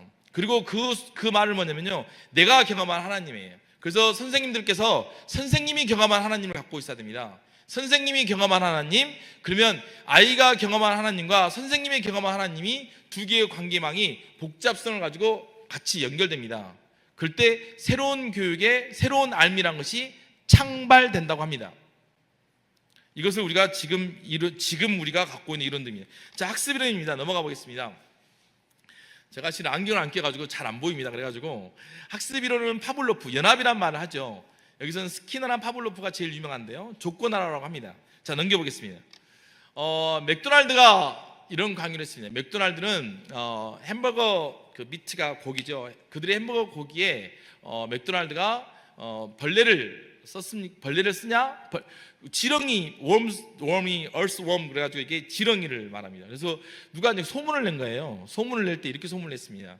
아니, 맥도날드는 햄버거에 지렁이를 넣는데 소문을 냈습니다. 근데 실제 낚시에 쓰는 지렁이가 고깃값보다 더 비쌌대요. 근데 시민들은 다 압니다. 이 고기를 쓰지 않았을 것이라고 아는데 실은 소문을 믿지 않으면서도 판매량은 급감을 합니다. 왜냐하면 머릿속에 이미 지렁이와 맥도날드가 연합되어 있기 때문이죠. 넘어가 보겠습니다. 그리고 또 넘어가 보겠습니다. 그리고 나서 맥도날드의 그 판매량은 급격하게 줄어듭니다. 연합되어 있는 거죠. 우리의 뇌 구조가 그렇습니다. 우리의 뇌가 뭐가 연합되어 있고 연결되어 있는 거죠. 다시 말하면 여러분들이 내가 어떤 사유와 어떤 생각을 하냐에 따라서 내 머리가 달라지게 구성이 되어 있습니다. 누군가가 화를 한번 냅니다. 화를 한번 내면 그 다음에 한 번 내면 다시 그 다음에 풀이 다시 올라갑니다. 또 화를 내면 또 다시 올라갑니다. 화를 내면 다시 올라갑니다. 한 3번, 4번 하다 보면 다시 풀이 올라가지 않고 그대로 길이 생겨버립니다. 내가 그걸 연합이라고 합니다. 조건하라고 하고 계속 내가 연결됐다고 이렇게 표현합니다. 이게 나의 한번 꺾여져 있는 내 의식은 한 번은 괜찮지만 내가 연합돼서 연결되어 있다는 그 표현입니다. 파블로프는 강아지에게 밥을 주면서 종을 쳤어요. 근데 밥을 주지 않고 종만 치니까 강아지가 침을 흘립니다. 다시 말하면 종소리하고 그 침이 연합되었다는 거예요. 근데 우리도 마찬가지입니다. 우리 삶도 연합되어 있는 경우가 많습니다. 특히 우리 뇌는 그렇습니다. 내 뇌가 어느 순간에 부정적인 거, 화내는 거 이런 것들을 하나씩 하다 보면 그 연합돼서 내 길이 되는 거죠. 신경림 씨가 쓴 소설 중에 하나가 있습니다. 제목을 잘 생각이 안 나는데요. 그 소설에 보면 강아지를 이제 때립니다. 복날에 강아지를 때려서 죽여서 보신탕을 먹죠. 강아지를 때리는데 이 강아지가 목줄이 풀어져 가지고 도망가고 있습니다. 근데 주인이 매를 때리던 주인이 백구야하고 부릅니다. 근데 부르니까 강아지가 고개를 돌리면서 다시 그 주인에게 오는 거예요. 왜냐하면 강아지는 그것과 연합되어 있는 겁니다. 그 백구야라는 소리와. 매를 맞는 여자들은 연합되어 있습니다. 그래가지고 제가 코칭을 하면서 부부싸움이 너무 잦아서 코칭을 했는데 주기적으로 남편이 아내를 때리는 거였습니다. 그래서 남편은 코칭을 통해 가지고 아내를 안 때릴 수 있게 만들었어요. 근데 되게 재밌는 것은 아내가 이제 맞으려고 작정을 합니다. 계속 시비를 걸고 연합되어 버린 거죠. 안 맞으면 불안한 거죠. 우리 삶이 그렇습니다. 이게 이제 심리학에서 말하는 학습 이론입니다. 연합되어 버리는 거. 여러분들이 연합되어 있는 것이 뭐가 있겠습니까? 그 연합되어 있는 것들을 잘 찾으셔야 돼요. 그렇지 않으면 나의 연합이 부정적인 것과 연합되어 있을 수 있습니다. 나의 연합이 긍정적인 것과 연합되어 있는지 부정적인 것과 연합되어 있는지를 한번 인식해 보세요. 이게 지금 심리학에서 하고 있는 학습 이론입니다. 그 다음에 형태론입니다. 넘어가 보겠습니다. 형태론에서는 감각과 지각이라는 게 나옵니다. 뭐냐면 우리가 어떤 것을 받아들이면 그것을 감각이라고 합니다. 근데 내가 뭔가를 알아챌 때는요, 아까 말씀드린 것 똑같습니다. 알아챌 때는 과거에 갖고 있는 경험과 내가 갖고 있는 이론을 가지고 그것을 알아챕니다. 내가 어떤 냄새를 맡으면 그 냄새가 무슨 냄새라고 하는 것은 내가 과거에 갖고 있던 경험과 지식을 갖고 알아챕니다. 넘겨볼까요? 혹시 여러분들 김건모의 잘못된 만남 혹시 압니까? 노래? 죄송합니다. 이게 모르신 분들 모르는 사람들은 그 신세대, 아는 사람들은 신세대 아닙니다.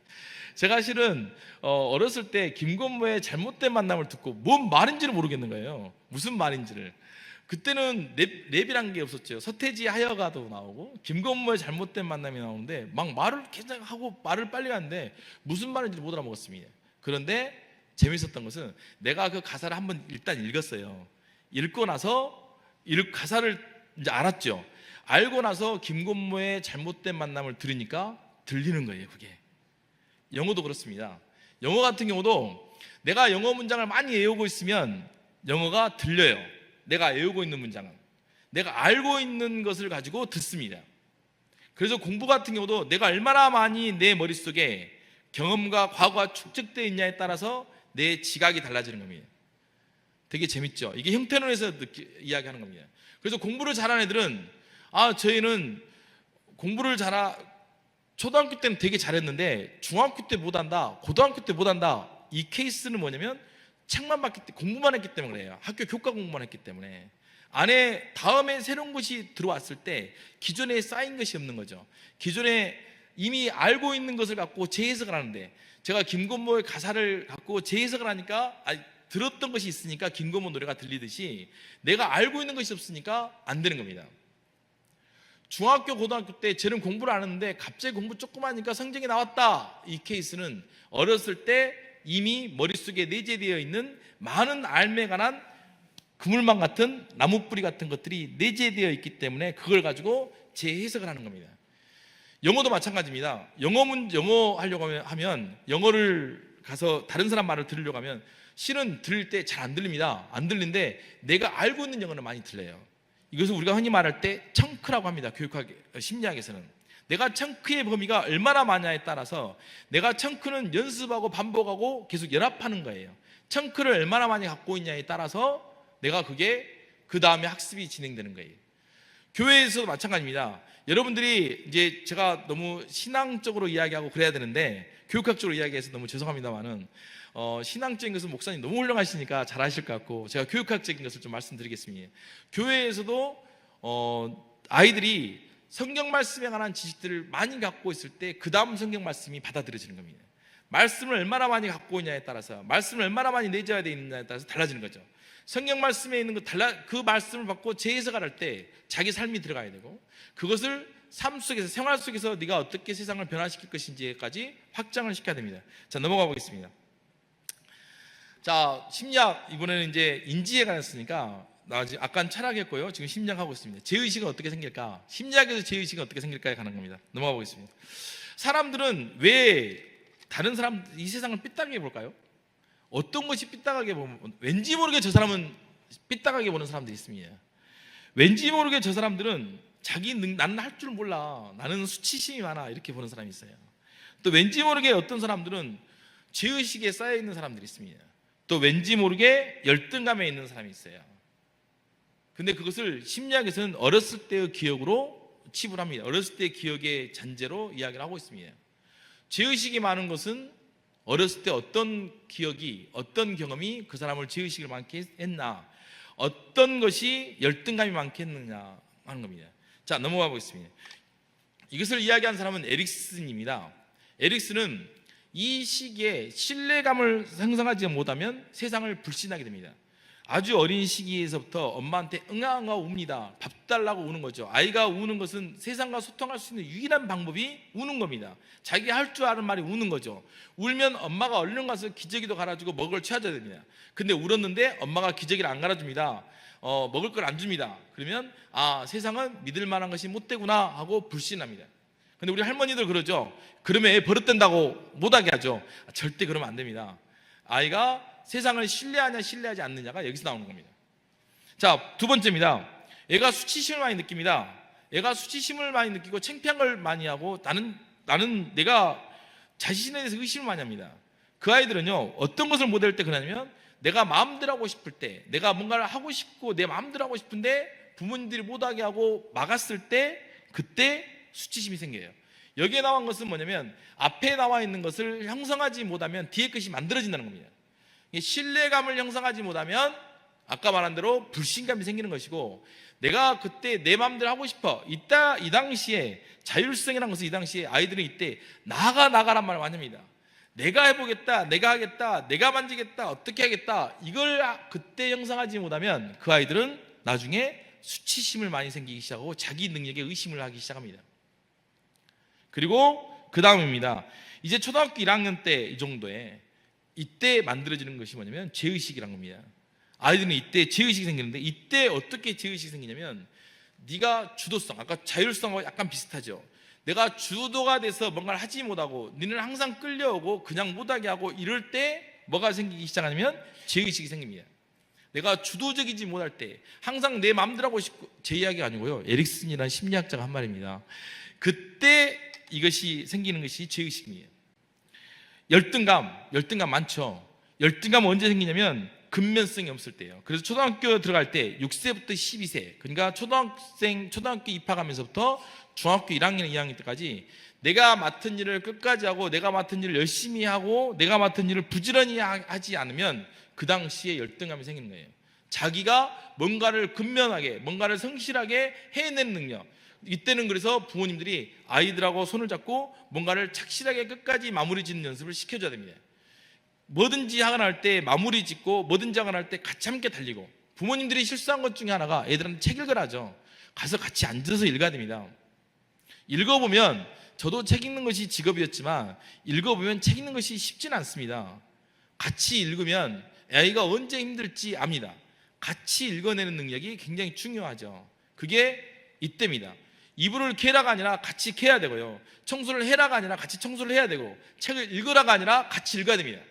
그래서 부모님들께서 내 아이가 다음 세대에 이 세상의 등불이 되고 하나님의 선한 군사가 돼서, 저는 그렇게 생각합니다. 어떤 거냐면요, 이 세상에 하나님의 군사가 많고 선한 사람이 많으면 세상은 선해지는 것이고, 이 세상에 선한 사람이 적으면, 선한 사람이 힘이 없으면 세상은 악해지는 겁니다. 여러분들은 하나님한테 매인 사람들이잖아요. 여러분들의 자녀가, 여러분들이 해야 되는 일은 여러분들의 자녀가 세상에서 선한 영향을 미쳐야 됩니다.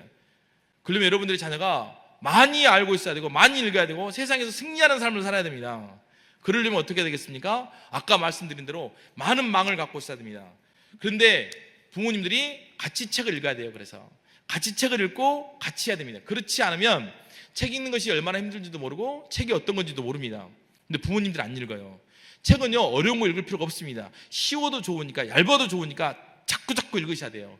읽다가 다 못 읽을 것 같으면 던져봐도 됩니다. 그리고 또 다른 책 사도 돼요. 헌책방 가면요 5만 원이면 이렇게 사갖고 옵니다. 사가지고 계속 읽으세요. 처음에는요, 저희들 같은 경우도 책을 읽는 것이 직업인 저희들도 책을 읽다 보면 안 읽어집니다. 처음에 놀다가 읽으려면 안 읽어지겠습니까? 책 읽는 것도 근육입니다. 그 근육만 기르고 나면요, 그 다음부터 읽어져요. 근데 한 번, 두 번 안 읽다가 안 읽어버립니다. 읽다가 보면요, 근육 길러지고 읽다 보면 읽어집니다. 눈이 죄송합니다. 저도 요즘에 눈이 잘 안 읽어집니다. 그러면 눈 감고 있다가 또 좀 있으면 눈이 회복되면 다시 읽어집니다. 읽어야 됩니다. 계속해서 읽기 시작하면요, 내가 책 읽는 근육이 생겨요. 책에 대해서 부담 가지지 마세요. 읽다가 읽기 싫으면 던져도 됩니다. 가운데 좋은 내용 있으면 그것만 봐도 돼요. 읽다 보면요, 그 다음 책 읽어주고, 저는 개인적으로 책을 3권을 동시에 놓고 봅니다. 이 책 읽다가 심심하면 딴 책도 봅니다. 책을 읽다가 심심하면 쿠키도 먹고요, 차도 마십니다. 책을 읽다가 심심하면 음악도 듣습니다. 아이들하고 같이 그렇게 책을 읽어야 됩니다. 집안을, 집 자체를 명문가로 만드셔야 됩니다. 집 자체를 세상을 구원할 수 있는 세상의 훈련소가 만들어야 됩니다. 뭐가 있겠습니까? 많이 읽으셔야 돼요. 말씀 읽으시고 큐트 읽으시고 그냥 밖에 있는 책도 읽으세요. 그렇게 하셔야 됩니다. 이때 근면함이 형성되지 않으면 아이들은 평생 동안 열등감으로 살게 됩니다. 그 다음에 정체감이고 형성이 안 되면 역할 혼란이 생기기 시작하고, 세상과의 친밀감이 형성되지 않으면 고립감이 생기는 것이 성년 초기에 해당되는 겁니다. 자, 3부입니다. 제가 실은 몇 시에 끝난지를 잘 몰라가지고 거의 다 끝난 것 같습니다. 인지과학과 교육입니다. 넘어가 보겠습니다. 계속했지만 뇌는 계속 발전합니다. 뇌는 계속 좋아집니다. 넘어가 보겠습니다. 머리는 계속 좋아지고요. 또 넘어가 보겠습니다. 머리가 좋다는 것은 머리가 좋다는 것은 어떤 거냐면, 얼마나 많은 인지 구조가, 얼마나 많은 것이 복합되어 있는지, 얼마나 많은 망이 만들어져 있는지를 우리가 머리가 좋다고 말합니다. 그래서 머리가 좋은 사람들은 어떤 상황을 여러 측면에서 바라볼 수 있는 사람이 머리가 좋은 사람입니다. 그러려면 제일 중요한 것은 많은 망을 갖고 있어야 되는 겁니다. 넘어가 보겠습니다. 실제 연구들이 있었습니다. 아처라는 사람이 한 연구인데요, 아처라는 사람이 지능의 개념에 대해서 선생님들한테 물어봤어요. 지능은 계속 좋아질 수 있느냐? 지능은 한 번 나오면 똑같으냐라고 이 연구를 했습니다. 그래서 숙달지향적 신념이라고 하고 수행지향적 신념이라고 합니다. 이 신념을 갖고 연구를 했습니다. 진짜로 연구를 하다 보니까 선생님이 지능은 계속 좋아질 수 있다라고 하는 신념을 갖고 있는 그 클래스에서는 성적이 정말 좋아졌습니다. 근데 지능은 한 번 되면 원래 지금 엄마 아빠가 멍청하니까 걔도 멍청할 거야. 제가 뭘 공부하겠어? 제가 옛날에는 바닥이었어. 이렇게 생각하는 사람들은 쟤는 머리가 안 좋아져. 쟤는 똑같아 하고 했던 사람들은 머리가 안 좋아지죠. 그대로죠. 이것은 수행지향적 신념을 합니다. 숙달지향적 신념을 갖고 있던 반의 클래스는 엄청나게 많이 좋아졌다는 겁니다. 그러면 지능은 어떻게 좋아질까요? 넘겨보겠습니다. 지능이라는 것은 어떻게 좋아질까요? 넘겨주세요. 지능은요, 단계적으로 발달합니다. 지능은 계속 꾸준히 연속적으로 발달한다는 사람들이 있고, 지능은 아니다, 단계적으로 발달한다는 사람들이 있습니다. 넘겨보겠습니다. 이겁니다. 이게 연속적으로 발달한 거예요. 지능은 내가 공부를 1시간 하면 1시간 늘어날 것이다. 아닙니다. 지능은 옆에처럼 해요. 영어 공부를 해보신 분들은 알아요. 영어를 공부를 하면 영어를 할 때 아무리 공부를 해도 안 들립니다. 아무리 공부를 해도 뭔 말인지 못 알아먹겠어요. 아무리 공부를 해도 성적이 안 납니다. 근데 지능은 이렇게 나옵니다. 아무리 공부해도 똑같아요. 그리고 어느 날 갑자기 팍 좋아집니다. 또 공부하다 똑같습니다. 팍 좋아져요. 그래서 여러분들 자녀들이나 아이들이 지금 그 아이가 이상한 행동을 하고 있다, 지금 그 아이가 잘 못한다 해도 걱정 안 해도 됩니다. 아이들의 발달은요, 구주하다 갑자기 어느 순간에 빵 좋아집니다. 집에서 남편들도 그러시잖아요. 어느 날 갑자기 와가지고 바깥 분들이 오셔서 쓰레기통을 비우기 시작하고 음식 쓰레기를 버립니다. 그때 여자분들이 그러시잖아요. 저 뭘 잘못했길래, 나한테 뭘 잘못했길래 저래. 아닙니다. 사람은 갑자기 변합니다. 갑자기 변하면 죽지 않는 것이 아니고 사람은 갑자기 변합니다. 갑자기 지능도 갑자기 머리가 팍 좋아져요. 제 말 아니고요, 전 세계의 모든 심리학자들이 똑같이 하는 말입니다. 지능은 단계적으로 발달합니다. 그래서 우리 부모님들이 생각할 때 내 아이가 지금 더디 가고 심하게 가고 그렇게 하더라도 꾸준히 넣으면 갑자기 폭발하듯이 뻥 하고 터지면서 새로운 영역이 나타납니다. 사람도 그렇죠. 저도 제 삶을 봤을 때 어느 날 갑자기 하나님께 찾아오셨습니다. 내가 오늘은 신앙이 이만큼 늘어나고, 오늘은 신앙이 이만큼 늘어나고, 오늘은 신앙이 이만큼 늘어나고, 그렇지 않았습니다. 사람은요, 바뀔 때, 하나님께서는 사람을 바꿀 때는요, 갑자기 호련듯 그렇게 바꿔주십니다. 그게 심리학에서도 그걸 발견하기 시작한 거예요. 넘어가 보겠습니다. 자, 그래서 거기 보면 이런 겁니다. 내가 얼만큼 공기를 주입하면 풍선이 주입한 것만큼 늘어난 것이 아니란 거죠. 아무리 주입을 해도 사람은 똑같습니다. 가죽주머니처럼. 그러다가 이것이 임계점이라고 하죠. 그것을 우리는 교육학에서는 창발이라고 합니다. 폭발하는 시기가 있습니다. 그 폭발하는 시기에 다 집어넣고 충만해되고 막 채워져 있으면 어느 날 갑자기 뻥 하고 터지면서 새로운 인지구조가 나오는 겁니다. 공부할 때 성적이 안 나온다고, 공부할 때 바뀌지 않는다고 아이가 기죽어 있을 때 부모님들께서 이거 말해주시면 돼요. 애야 갑자기 바뀐다.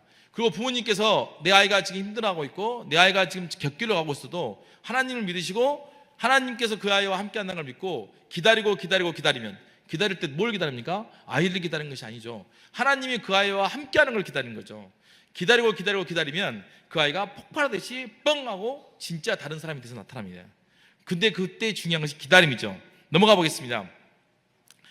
실은 이걸 갖고 실험을 해봤습니다. 이 실험에서 논문을 써서 논문에 발표가 된 겁니다. 아이들이 어떻게 성장하는가 하고 실험을 해서 논문을 써서 발표를 했는데요, 애들이 진짜 이렇게 합니다. 실제로 제가 하고 있는 대안학교 아이들을 데리고 실험을 해서 이걸 만들었습니다.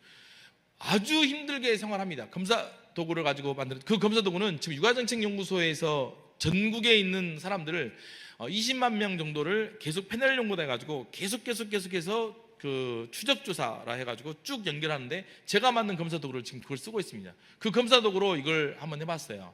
해봤는데 아이들은요, 어느 날 갑자기 이렇게 그래프가 이러다가 뻥 좋아지고, 그래프가 이러다가 뻥 좋아지고, 이렇게 발달을 합니다. 자, 넘어가 보겠습니다.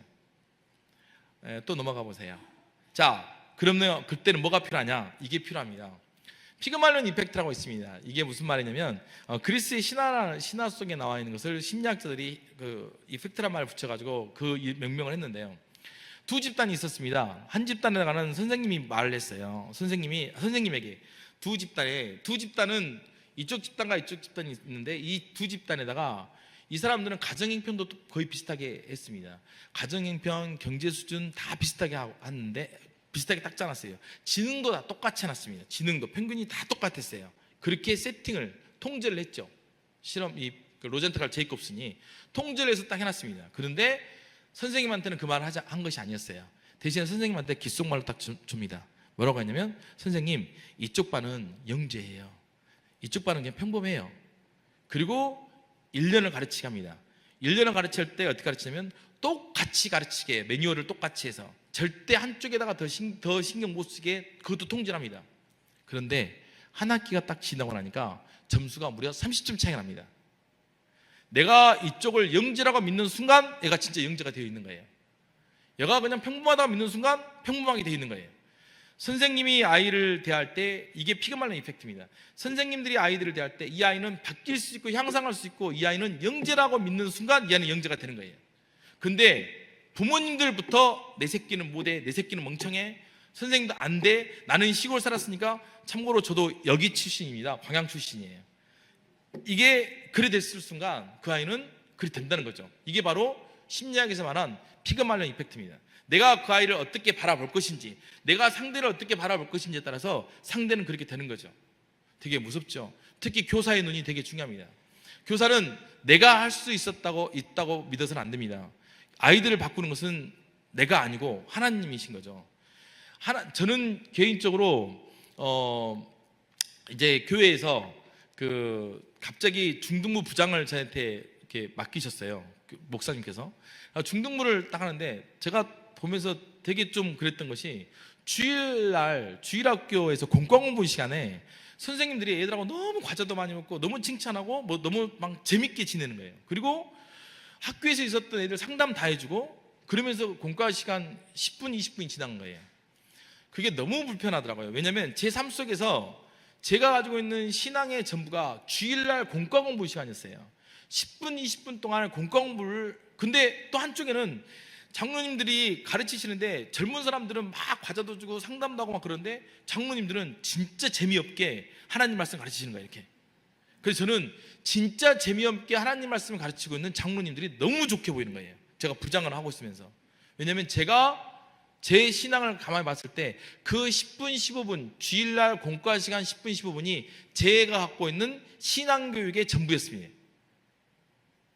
그리고 나서 전부 다 젊으신 분들을 다 잘랐어요. 목사님한테 말씀드리고. 그리고 그 장로님들 그 클래스에 보조교사로 집어넣습니다. 한 클래스에 3명, 4명이었던 반이 막 10명씩 이렇게 됐죠. 그리고 나서 그렇게 하니까 젊으신 부목사님이나 젊으신 선생님들이, 요즘에 애들은 그렇게 하면 안 된대요. 그리고 막 예배도 다 바꿨습니다. 예배도 어떻게 했냐면 막 찬양으로 막 들떠있고 찬양으로 하고 막 뜨겁게 하고 설교 말씀 적은 거예요. 근데 다 바꿨습니다. 다 말씀 위주로 하고. 그러니까 교회가 안 늘어날 것 같은데, 내가 그때 했던 말이 있어요.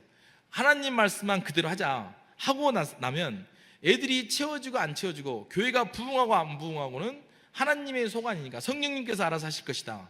그리고 그대로 하자 그랬습니다. 근데 실제로 끝나고 나서 엄청 늘었습니다. 근데 그게 답인 것 같습니다. 하나님 말씀은 힘이 있으시잖아요. 하나님 말씀은 날쌘 금과 같잖아요. 말씀을 전해야 되는데 그 순간에 아이들에게 잘 보이기 위해서, 아이들이 안식처가 되기 위해서 아닌 것 같아요. 말씀이 우선인 것 같아요. 말씀을 전하고 말씀을 했을 때, 그리고 그 아이는 지금 내가 이 말씀을 전하지 않으면, 이 말씀을 안 하면 이제 하나님 말씀을 공부할 시간이 없는 거예요. 이 말씀을 이 시간에 원칙대로, 그리고 그냥 전달하는 거죠. 그것을 아이들이 잘 이해할까 못할 것은 두 번째 문제 같아요. 하나님 말씀을 선포하고 전달하고 이해하게 하는 것은 누가 하는 거냐면 성령님께서 알아서 하시는 것 같아요. 그럴 때 뭘 해야 되냐면, 아까 말씀드린 대로 하나님께서 이 아이를 바꿔주실 것이라는 이 피가 마른 이펙트를 갖고 있어야 됩니다. 이것을 효과를 갖고 있어야 돼요. 이 아이는 최고가 될 거다. 여러분들에게 왕이 맡겼습니다. 왕자를 키우라고. 그렇게 하겠습니까? 여러분들에게 여러분 자녀들을 왕으로 맡겼어요. 이 아이는 최고가 될 거라고 했습니다.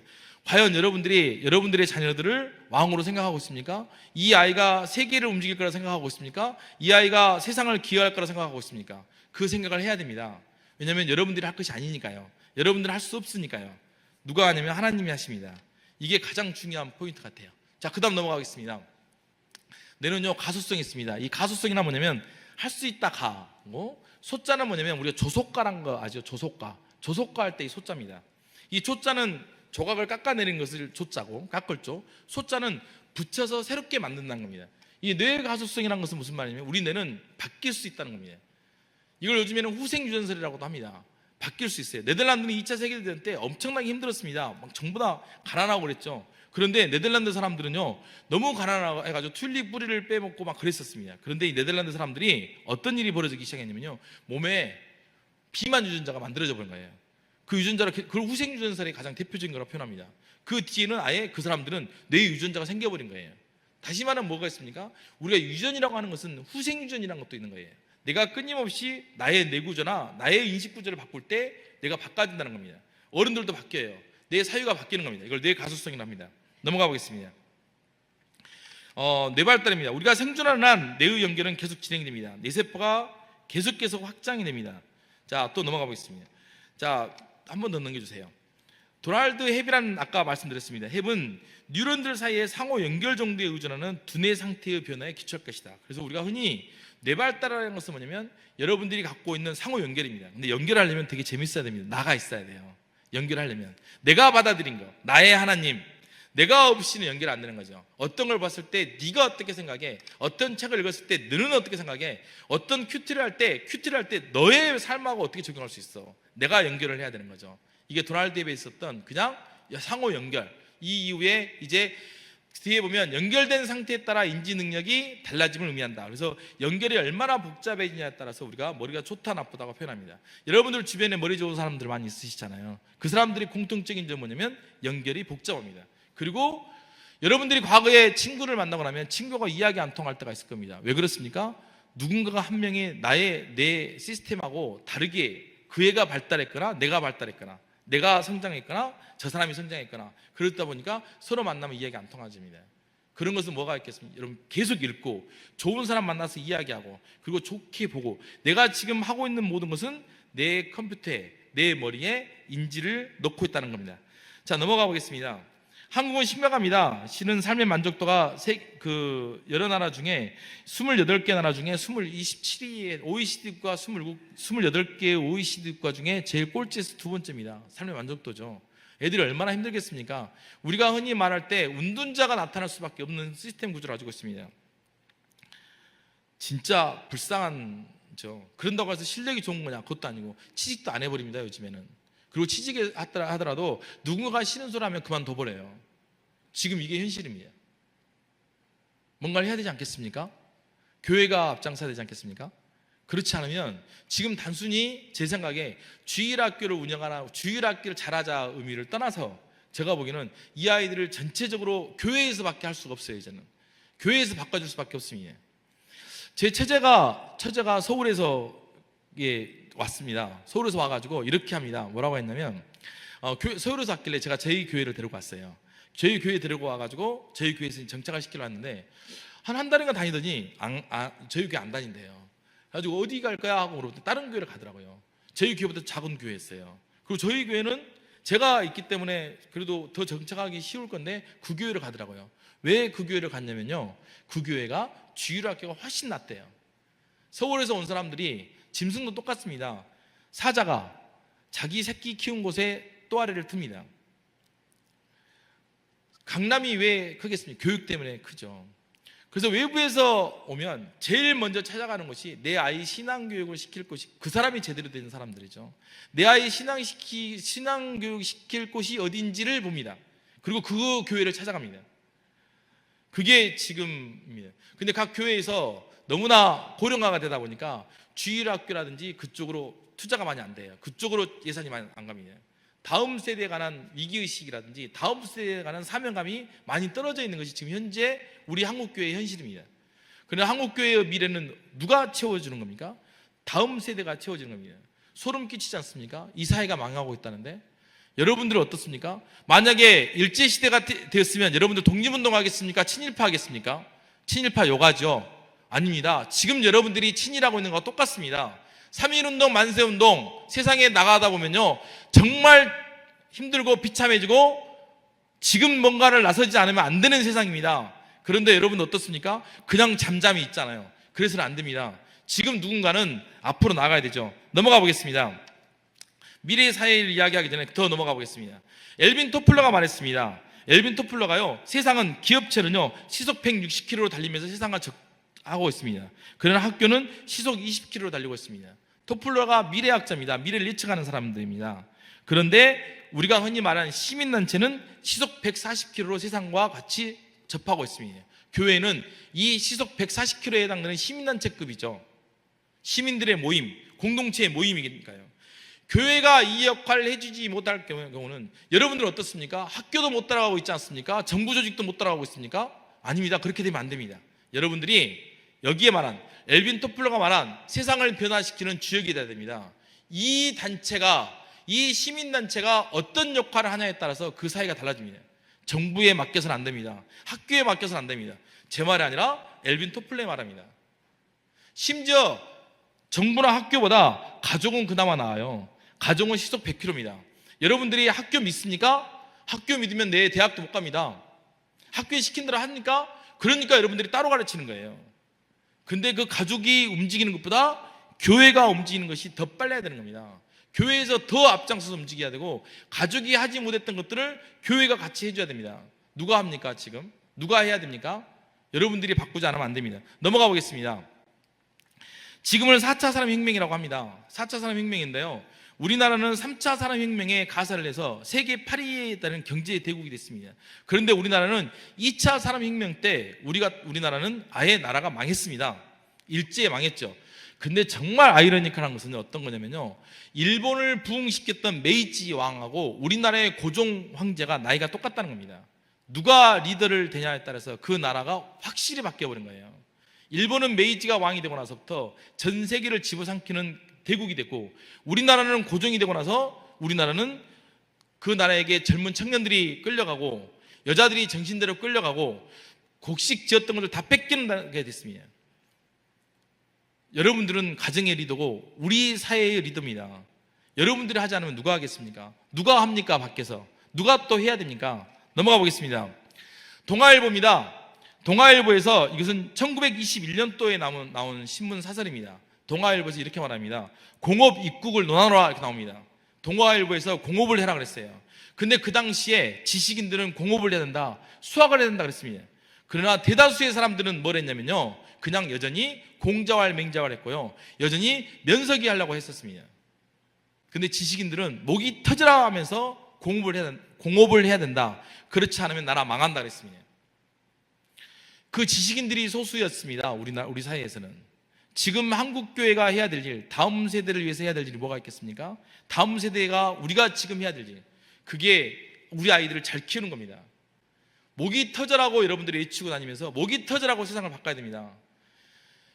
그게 우리나라를 살리는 겁니다. 근데 그렇지 못하고 있는 것이 어떻게 보면 현실이죠. 자, 또 보겠습니다.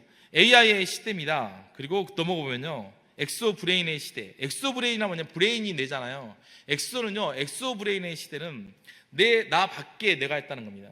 그래서 지금 이 시대의 암이라는 것은 계속 연결이라는 겁니다. 그래서 끊임없이 연결하고 앉아서 외우고 그런 시절이 지나간 거예요. 그래서 아까 말씀드린 대로 어떤 배울 것이 있다, 뭐가 알 것이 있다 할 때는 무조건 아이들과 함께 그 알을 연결을 시켜야 됩니다.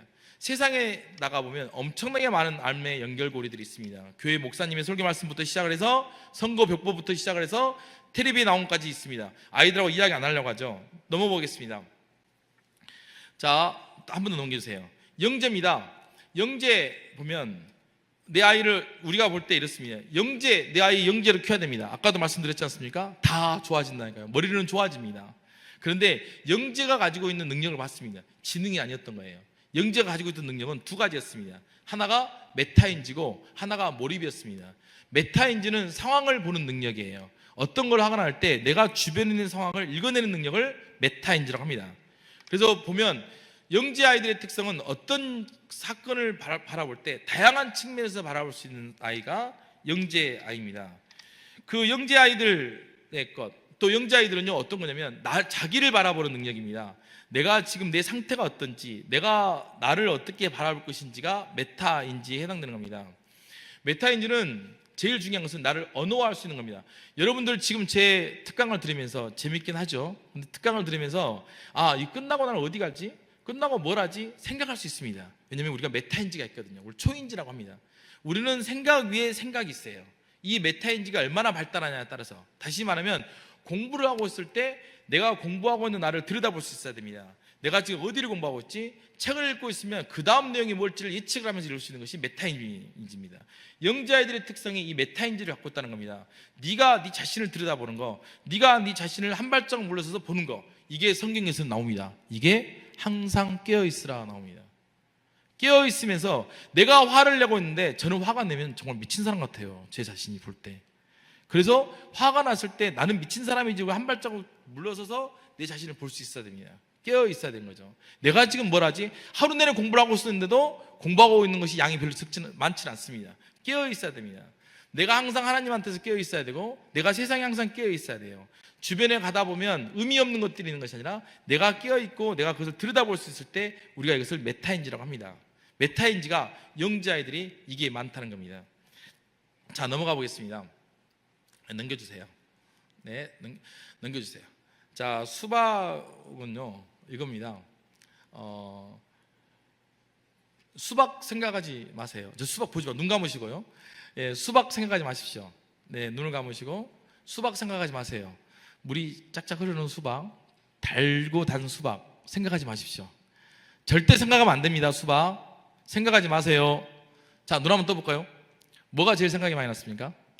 수박이죠. 내가 뭘 안 해야지 내가 오늘 다이어트 때문에 밥을 안 먹어야지 하는 순간 뭐가 제일 그날이 밥을 제일 많이 먹는답니다.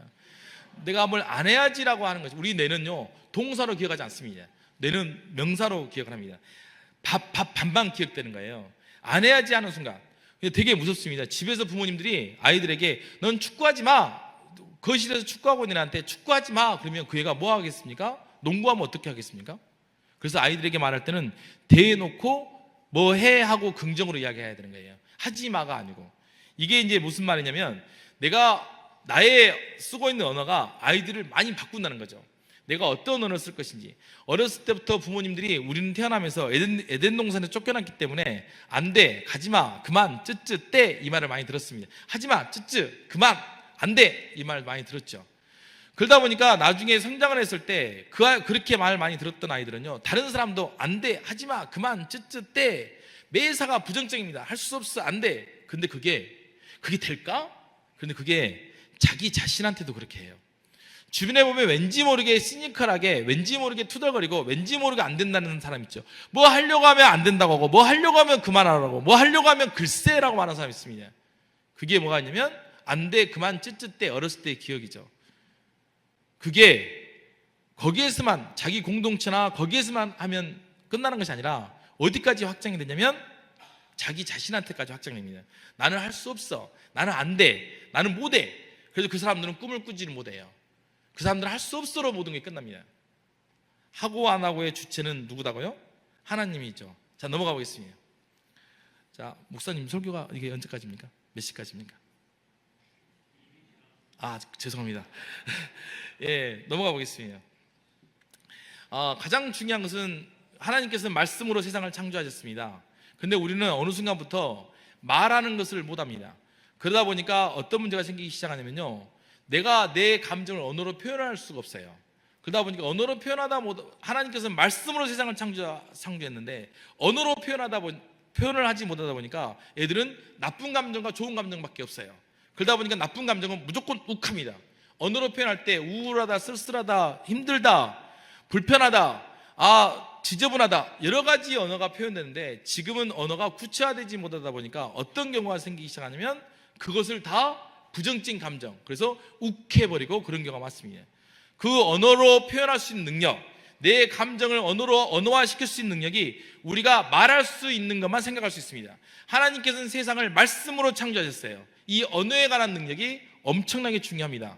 그 언어에 관한 능력이 있을 때 내가 내 삶에 관한 내 상황에 관한 것들을 언어화시킬 수 있을 때 내가 그것을 한 걸음 물러서서 나를 바라볼 수 있습니다. 근데 언어화가 지금 아이들이 많이 힘들어요. 언어화도 어떤 거냐면 계속해서 어떤 거 같냐면 언어에는 두 가지가 있습니다. 수용 언어가 있고 표현 언어가 있어요. 유튜브 통해서 아주 가볍고 말 줄이는 이 짧은 시기에 있는 짤이라고 합니다. 짤이라면 짤만 알고 있습니다. 그러다 보니까 복잡하고 미묘한 감정의 언어들이 몰라요. 하나님께서 세상을 창조했던 그 창조의 방법인 말씀으로 창조한 언어의 역할을 내가 하나님의 형상을 닮아서 지음받았던 내 자신이 하나님의 형상 지음받았으면 나도 말씀으로 세상을 창조하듯이 나도 말로 세상을 창조할 수 있어야 됩니다. 그런데 내가 내 감정 하나를 말로 표현을 못합니다.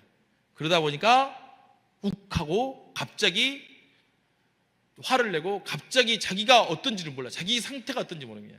언어화 시킬 수 있어야 됩니다. 그 언어를 할 수 있는 것은 어떤 거냐면 말씀을 많이 들어야 되고 책을 많이 봐야 되는 것입니다.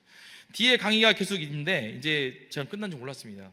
예, 그래서 제일 마지막 챕터 한번 올려주십시오. 예, 제일 마지막 페이지 한번 넣어주세요. 네, 복 있는 사람은 악인의 길을 따르지 않으며 죄인의 길에 서지 아니하며 오만한 자의 자리에 앉지도 아니하고 오직 여호와의 율법을 주야로 즐거워하고 그의 율법을 주야로 묵상하는 자로다.